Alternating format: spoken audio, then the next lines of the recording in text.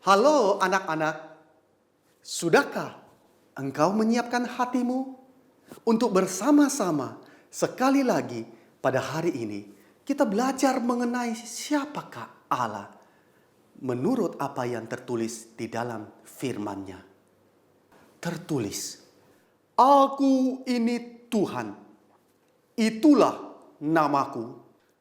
Dan di bagian lain, di dalam Mazmur yang ke-9 ayat 11a, tertulis, Orang yang mengenal namamu percaya kepadamu. Anak-anak, pernahkah ketika engkau mencoba mengingat seseorang, tiba-tiba engkau lupa siapakah orang itu? Engkau mulai mencari-cari tahu di dalam bendahara memori di dalam otakmu. Oh, siapa orang itu? Mungkin aku pernah bertemu di gereja. Mungkin aku pernah bertemu di satu retret sekolah minggu. Mungkin aku pernah bertemu di dalam satu pertandingan olahraga antar sekolah. Atau di kesempatan yang lainnya. Tapi kenapa aku tidak ingat orang itu? Siapa ya? Aku lupa siapa orang itu. Nah, waktu engkau mengatakan, aku lupa siapa ya orang itu? Sebenarnya, apakah yang engkau lupakan itu? Biasanya, yang paling sering kita lupakan adalah nama orang itu. Nah, maka di dalam otak kita terus bekerja mesin pencari jawab untuk menemukan satu hal, yaitu nama orang itu. Dan begitu engkau menemukan nama orang itu, engkau akan bergembira. Sebab ketika engkau tahu namanya, engkau mulai mengingat hal-hal lain tentang pribadi orang itu. Nama akan membawa engkau mengingat, oh dia sekolah di mana, atau dia tinggal di mana, atau karakternya seperti apa, senyumnya bagaimana. Banyak hal yang terkait dengan nama. Karena nama setiap orang itu adalah spesifik. Dan nama itu mewakili pribadi mereka. Nah, di dalam Alkitab, Allah juga memperkenalkan namanya. Allah yang menamai pertama kali. Manusia kemudian menamai ciptaan lain. Manusia menamai manusia yang lain. Tetapi yang pertama kali menamai adalah Allah. Lalu, apakah Allah sendiri memiliki nama? Tentu, di dalam Alkitab, Allah memperkenalkan siapakah namanya. Dan di dalam Alkitab, nama yang paling sering dipakai sebagai nama pribadi Allah adalah YHWH. Yang diucapkan Yahweh dalam bahasa Ibrani. Dan yang diterjemahkan di dalam bahasa Inggris sebagai Lord. Dan di dalam bahasa Indonesia diterjemahkan sebagai Tuhan. Mengapa Allah memakai nama pribadi? Karena Allah ingin umatnya mengenalnya sebagai pribadi. Pribadi yang spesifik. Pribadi yang unik dan bukan sekadar hanya dewa biasa. Ketika manusia menciptakan dewa-dewa, manusia memberi nama dewa-dewa mereka. Manusia memberikan spesifikasi. Manusia memberikan keunikan kepada dewa yang mereka sembah. Tetapi Allah yang kita sembah adalah Allah yang menyatakan dirinya kepada umatnya. Sekalipun Allah tidak dapat kita mengerti sepenuhnya, Sekalipun Allah itu terlalu tinggi dan terlalu jauh daripada pengertian kita yang sederhana, tetapi Allah ingin sekali membuat dirinya dikenal oleh umatnya. Allah mau menjadi Allah mereka, menjadi sahabat mereka, pengharapan mereka. Di dalam menyatakan nama pribadinya itu, Allah juga memperlihatkan karakternya yang demikian agung dan menarik umatnya ke dalam satu hubungan, satu relasi yang begitu dekat dan begitu penuh kasih dengannya. Anak-anak, kita pernah belajar mengenai Allah yang tidak terselami melalui kisah Ayub. Di dalam episode yang lain, kita pernah belajar bagaimana Ayub dan teman-temannya belajar satu hal, bahwa Allah itu tidak terselami oleh pikiran manusia yang terlalu terbatas. Allah itu lebih daripada apa yang kita sanggup untuk mengerti sepenuhnya tentang Dia. Tetapi, haruskah kita mengetahui sepenuhnya tentang Allah terlebih dahulu, supaya kita dapat mengasihi Dia? Apakah Ayub tahu segalanya tentang Allah? Tidak. Dan apakah Allah tahu bahwa Ayub tidak sanggup mengerti segalanya tentang Dia? Tentu. Tapi apakah Allah berkata kepada Ayub, Ayub, karena engkau tidak bisa mengerti segalanya tentang Aku, maka Aku tidak mau berbicara kepadamu. Apakah demikian?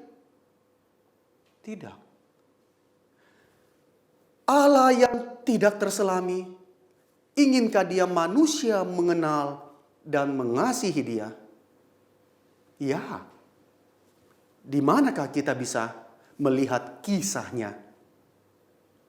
Anak-anak, mari kita melihat di dalam Alkitab kita, di dalam kitab Keluaran. Kitab Keluaran berkisah tentang umat Allah, yaitu bangsa Israel yang menjadi budak di negeri Mesir. Mereka hidup di bawah penindasan, mereka hidup diperintah dan diperbudak oleh orang Mesir, dan mereka sangat susah hati. Maka Allah hendak memberikan pembebasan kepada umatnya, dan Allah sudah memilih, sudah menetapkan Musa untuk datang, untuk berbicara kepada Raja Mesir, yaitu Firaun.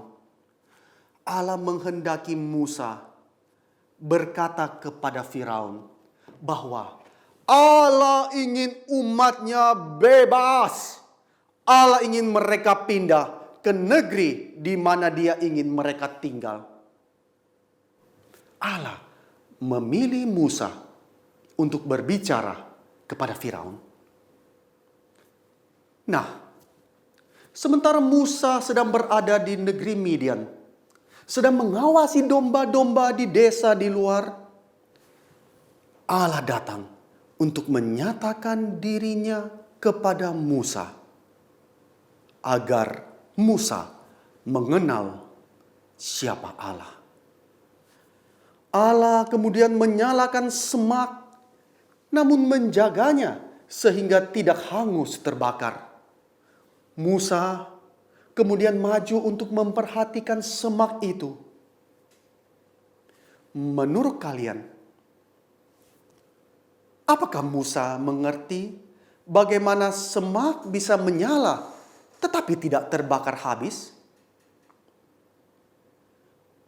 Karena Musa tidak bisa sepenuhnya mengerti apa yang sedang Allah kerjakan, apakah Allah kemudian berkata, Oh, karena Musa tidak mengerti, maka aku tidak akan berbicara dengan dia. Apakah Allah berkata demikian? Tidak. Di dalam Keluaran pasal 3, berserulah Allah, Musa, Musa, akulah Allah ayahmu, Allah Abraham, Allah Ishak, dan Allah Yakub. Allah ingin berbicara dengan Musa, dan Allah ingin Musa mengetahui siapa yang sedang berbicara kepada dia. Allah ingin Musa tahu bahwa dialah satu-satunya Allah yang benar. Allah Abraham, Allah Ishak, Allah Yakub yang sedang berbicara dengan Musa. Allah ingin Musa tahu siapa Allah dan seperti apakah dia. Nah, anak-anak, jikalau ada seorang murid baru di sekolahmu, engkau belum pernah mengenal dia. Lalu dia datang kepadamu dan kepada teman-temanmu, kemudian dia berkata kepada kalian agar kalian datang ke rumahnya dan menjadi kawannya dan bermain dengannya. Apakah yang engkau pikirkan? Satu hal pertama yang engkau akan tanyakan adalah, siapakah namamu? Menurut kalian, apakah dia mau memberitahukan namanya? Apakah orang yang mau menjadi teman kalian itu ingin kalian tahu namanya? Ya, tentu. Dan Musa memiliki pertanyaan yang sama kepada Allah. Di dalam Keluaran pasal 3 ayat 13 dan ayat ke-15, Musa berkata kepada Allah, "Tetapi apabila aku mendapatkan orang Israel dan berkata kepada mereka, Allah nenek moyangmu telah mengutus aku kepadamu, dan mereka bertanya kepada aku, bagaimana tentang namanya? Apakah yang harus aku jawab kepada mereka?" Maka berfirmanlah Allah kepada Musa, "Beginilah kau katakan kepada orang Israel, Yahweh telah mengutus aku kepadamu.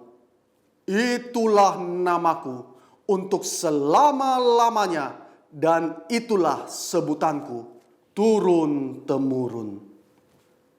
Anak-anak, sekalipun kita tidak dapat mengenal sepenuhnya tentang Allah, namun Allah memampukan kita, saya dan kalian, untuk mengenal tentang Dia, sehingga kita bisa mengasihi dan kita bisa percaya kepadanya. Allah mengerti bahwa kita tidak sanggup menjawab semua pertanyaan-pertanyaan tentang siapakah Dia dan seperti apakah Dia.